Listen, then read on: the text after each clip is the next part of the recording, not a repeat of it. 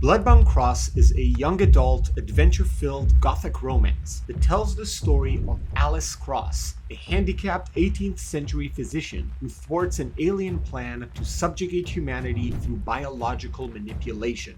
This story is full of mystery and excitement, but like all of my work, it also centers around a specific thematic statement, a philosophy that drives the narrative and every single character in it. And don't worry, I'll make that statement very clear as we wrap up this presentation.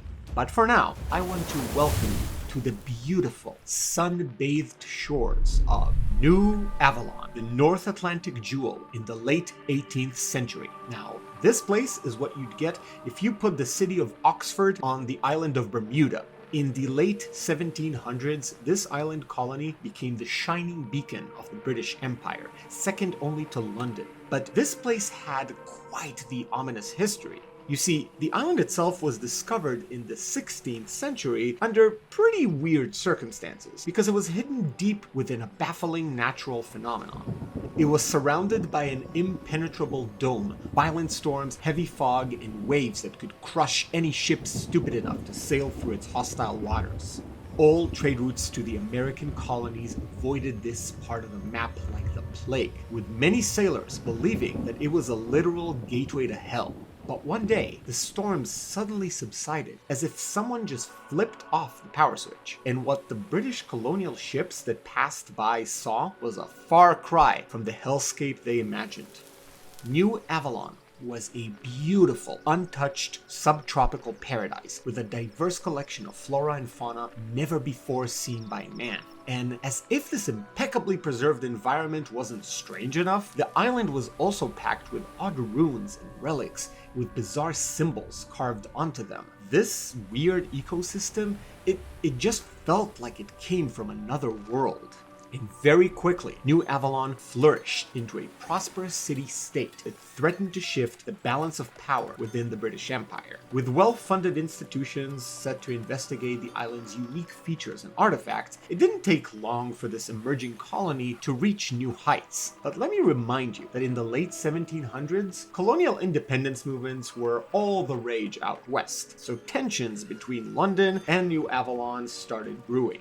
But one day, this colony's entire potential was washed away by the sudden emergence of the Crimson Shroud. The Shroud was a horrifyingly infectious, blood-bound virus that whittled down the island's population and completely isolated it from the world. The colony was now surrounded by a British Navy blockade aimed at containing the sickness and pressuring New Avalon to kneel before the crown and beg for King George's forgiveness. With the local government under stress, overpacked almshouses, quarantine zones, and slums popping all over town, New Avalon struggled to hold on. But don't worry, help was on the way.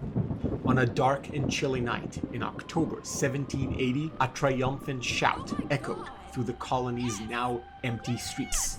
18-year-old Alice Cross achieved the impossible. She successfully synthesized a cure for the Crimson Shroud. So thanks to this cure, Alice was the first documented survivor of this infection, and now she could pass this gift on to others and save her beloved home from certain doom. But wait, hold back. Who is Alice Cross? Well, the first thing you should know about our key protagonist is that her charm is practically irresistible. Somehow this girl can balance between radical bluntness and a cheerful vibe that ends up landing well with everyone she meets. She's smart, she's outspoken, she's energetic, and she takes on every challenge with a smile, no matter how bad things get. Alice was raised on New Avalon by her father, who worked as Professor Owen von Yarsen's coachman. Von Yarsen was New Avalon's top physician and a key figure in the colony's trailblazing medical institutions. And after her father's death in a horrible carriage accident, this emotionally repressed professor ended up adopting Alice and informally training her as his apprentice. She was orphaned and she lost her leg in said terrible accident, and the professor gave her a home and an outlet for her brilliance. But she's a young, handicapped woman living in a patriarchal society, so officially working as a physician was not really an option. But by privately working with Yarsen, she could do a lot of good. And when it appeared, the Crimson Shroud became Yarsen's #1 priority, and Alice was his trump card. Unfortunately, Yarson's been bedridden for a while, thanks to the Crimson Shroud, of course. But Alice picked up the slack and she continued his research while trying to keep him alive and comfortable. And months later, she too was infected. Time was running out. But if she could perfect his formula, she could save him, she could save herself. Hell, she could save all of New Avalon. And now, with a cure in her hands, she felt invincible. So she defied the newly imposed curfew and submitted her research to New Avalon's hospital under Yarson's name. Soon, her creation would heal the world, and a new era of peace and prosperity will grace New Avalon. Nothing could stop her now. But as soon as she stepped back into the house, the sound of shattering glass snapped Alice out of her euphoria.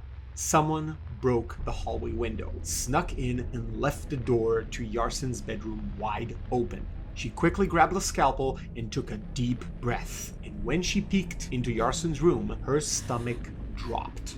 The already sickly professor lay dead, brutalized, with his insides, well, not really being inside anymore. This gruesome sight shook Alice to her core, but it didn't take long for her to realize that the killer was still in the house.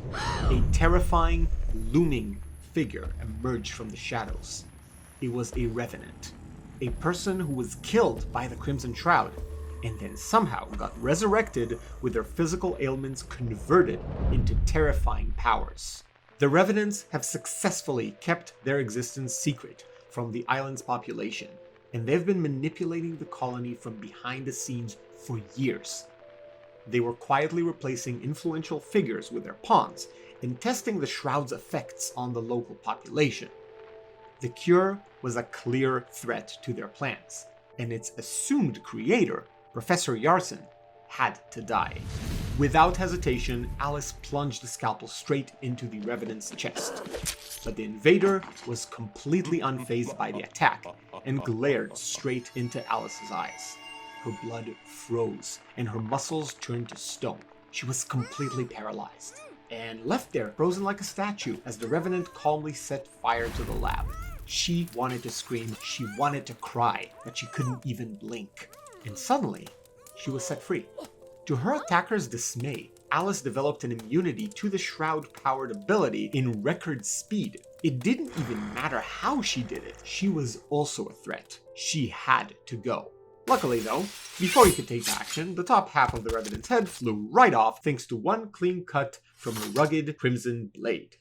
Out of nowhere, Reuel, another Revenant, masked and armed with dual swords, equipped with blades made out of crystallized, clotted blood, showed up to fight off the attacker, who could still flail around with less than half their brains intact. As the two battled, Alice tried to salvage whatever she could from the burning lab, but she couldn't get far, as the masked vigilante grabbed her and jumped out the window as Yarson's entire house collapsed behind them and buried whoever and whatever was in it under a pile of flaming debris. Alice loses consciousness from smoke inhalation as her mysterious savior whisks her away. So who is this second protagonist? Named after the Angel of Justice, Reuel's masked theatrical presentation and brooding aura hide the spirit of a true romantic. In his previous life, Remy D'Alba was shunned by his father for being a hemophiliac and was raised under house arrest, with only his twin sister showing him genuine love and compassion.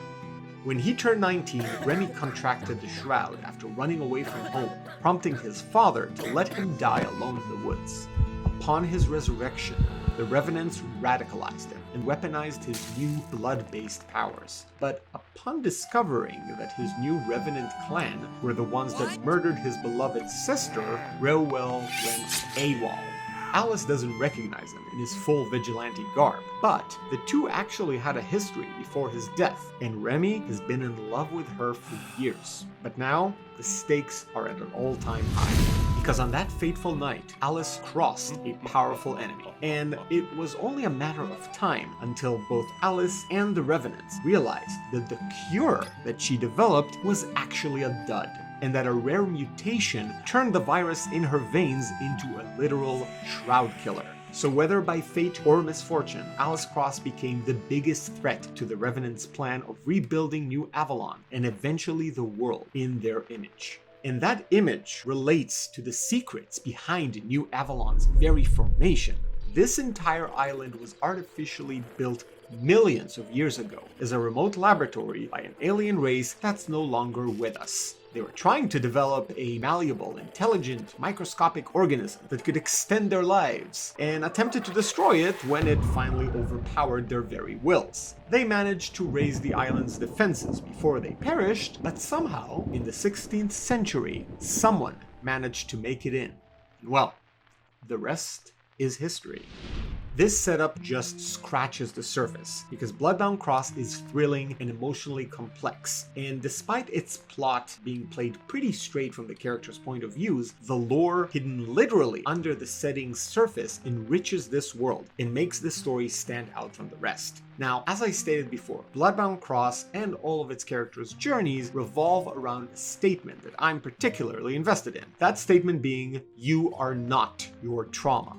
By using a fantastical setting, the series explores how societal expectations, biases, and perceptions affect individuals who live with disabilities by focusing on characters who undergo transformative emotional and physical experiences in a society that does not accommodate their needs. The way these characters react to their given reality, however, is not just a reflection of their pain, but a result of how they cope with it.